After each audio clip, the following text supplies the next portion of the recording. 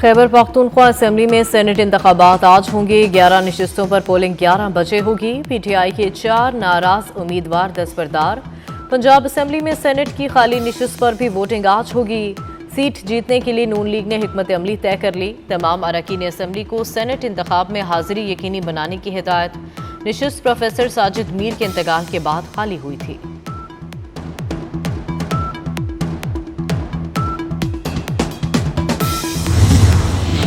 Khyber Pakhtunkhwa assembly की मखसूस नशिस्तों पर मुंतखब अरकान ने हल्फ उठा लिया। गवर्नर फैसल करीम कुंडी ने गवर्नर हाउस में 25 नौमुंतखब अरकान से हल्फ लिया।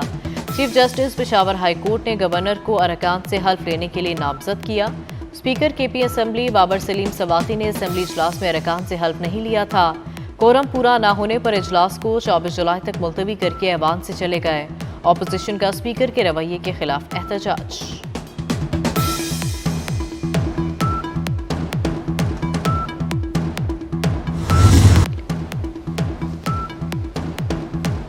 खैबर पख्तूनख्वा हुकूमत सियासी नाबालगों के हाथ में है। स्पीकर ने मखसूस अरकान से हल्फ ना लेकर सूबाई असेंबली से खिलवाड़ किया।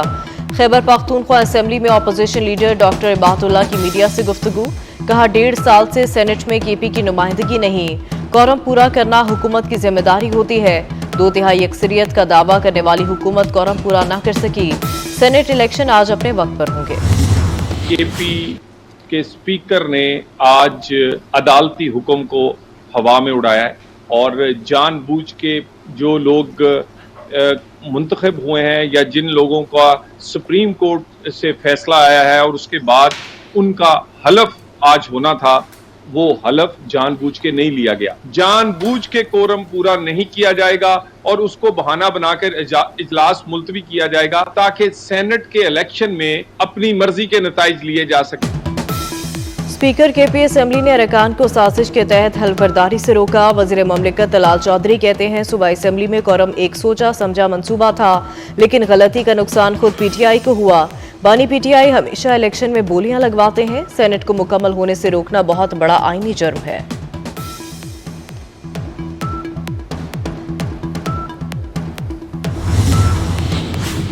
पंजाब असेंबली में सेनेट की खाली नशिस्त पर वोटिंग आज होगी। सीट जीतने के लिए नून लीग ने हिकमत अमली तय कर ली। तमाम अरकान असेंबली को सेनेट इंतखाबात में हाजिरी यकीनी बनाने की हिदायत। सियासी जमातों, उम्मीदवारों, इलेक्शन एजेंट्स और वोटर्स के लिए कोड ऑफ कंडक्ट जारी। पोलिंग स्टेशंस में मोबाइल फोन या इलेक्ट्रॉनिक डिवाइस ले जाना, बैलेट पेपर की तस्वीर लेना भी सख्ती से ममनू। नशिस्त प्रोफेसर साजिद मीर के इंतकाल के बाद खाली हुई थी। वफाकी वज़ीर दाखिला की एक रोज़ा सरकारी दौरे पर काबुल आमद। नायब अफगान वज़ीर दाखिला मोहम्मद नबी उमरी ने मोहसिन नकवी का इस्तकबाल किया। वज़ीर दाखिला की अफगान हममनसब सिराजुद्दीन हक्कानी से मुलाकात। कलअदम, तहरीक तालिबान, नशियात की रोकथाम और सरहदी अमूर समेत अहम मामलात पर तबादला ख्याल। मोहसिन नकवी ने कहा दहशतगर्द तंजीमें फसाद और अदम इस्तेहकाम का बाइस बन रही हैं। दोनों मुल्कों को मिलकर इनका रास्ता रोकना होगा। अफगानिस्तान के साथ बरादराना और देरपा ताल्लुकात चाहते हैं। वफाकी सेक्रेटरी दाखिला खुर्रम आगा और दीगर आला हुकाम भी दौरे में वज़ीर दाखिला के हमरा थे।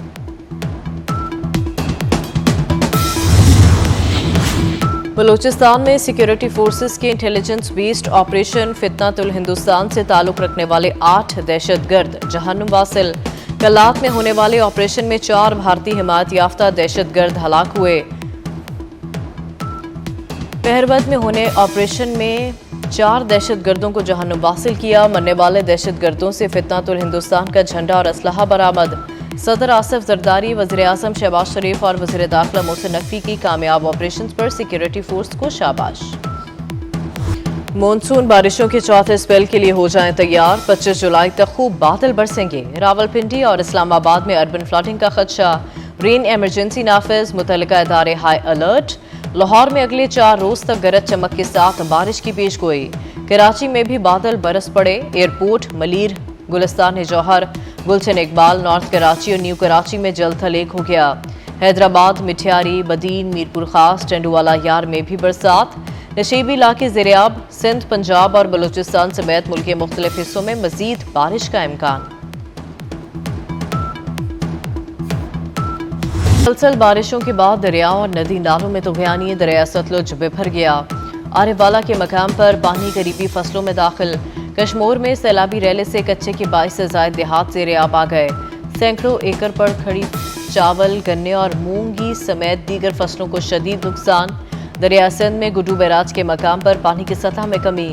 چشمہ بیراج سے آنے والا سیلابی ریلا تونسا پہنچ گیا۔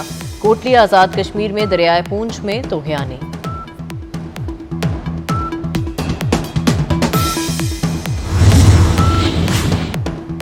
پنجاب میں رواں سال بارشوں سے تباہی، 135 افراد جاں بحق، 479 زخمی۔ پی ڈی ایم اے کے مطابق 22 جولائی سے دریاؤں میں پانی کے بہاؤ میں غیر معمولی اضافے کا خدشہ۔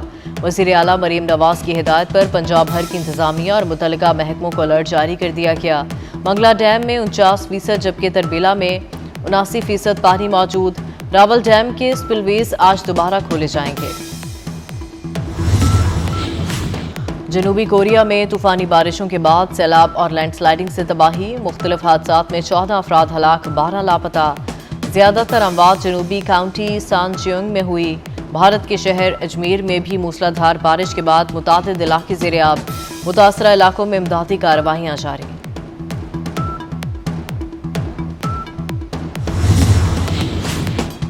ایران کو جوہری تنصیبات دوبارہ فعال کرنے میں برسوں لگیں گے۔ ایران کی ایک جوہری تنصیب کو نقصان پہنچنے کی خبروں پر ٹرمپ کا رد عمل۔ ٹروتھ سوشل پر اپنے پیغام میں کہا کہ ایران کی تینوں جوہری تنصیبات مکمل طور پر تباہ اور ناکارہ کر دیں۔ ایران چاہے گا تو اسے 3 مختلف جگہوں پر نئے سرے سے آغاز کرنا ہوگا۔ ایران اور 3 یورپی طاقتیں جمعے کو استنبول میں جوہری مذاکرات کریں گی۔ مذاکرات ایران، برطانیہ، فرانس اور جرمنی کے نائب وزراء خارجہ کے درمیان ہوں گے۔ ایرانی وزیر خارجہ عباس عراقچی نے کہا کہ ایران پرانے معاہدے پر واپس نہیں جائے گا۔ برطانیہ، جرمنی اور فرانس کے پاس 2015 معاہدے کو نافذ کرنے کے لیے قانونی، سیاسی اور اخلاقی جواز نہیں ہے۔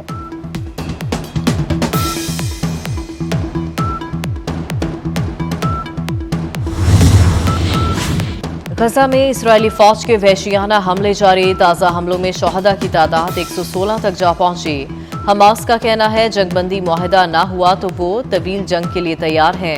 ادھر برطانیہ میں فلسطین ایکشن گروپ کے حق میں بڑا مظاہرہ، ہزاروں شہری سڑکوں پر نکل آئے، پولیس نے 63 مظاہرین کو گرفتار کر لیا۔ مراکش میں غزہ کی حمایت میں بڑی ریلی نکالی گئی۔ غیر ملکی خبر ایجنسی کے مطابق اس موقع پر دارالحکومت رباط میں ہزاروں افراد نے اسرائیلی جارحیت کے خلاف احتجاجی مارچ کیا۔ فلسطینی پرچم لہراتے ہزاروں افراد نے غزہ سے اظہار یکجہتی کیا۔ مظاہرین نے غزہ میں جنگ بندی اور امداد فراہم کرنے کا مطالبہ کیا۔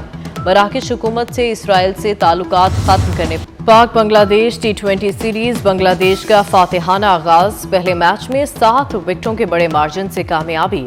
ڈھاکہ میں پاکستان نے پہلے کھیلتے ہوئے میزبان ٹیم کو 111 رنز کا آسان ہدف دیا۔ بنگلہ دیش نے مطلوبہ ہدف 15.3 اوور میں 3 وکٹوں کے نقصان پر پورا کر لیا۔ پرویز حسین کی نصف سنچری 56 کے سکور پر ناٹ آؤٹ رہے۔ دوسرا T20 بھی ڈھاکہ میں ہی کھیلا جائے گا۔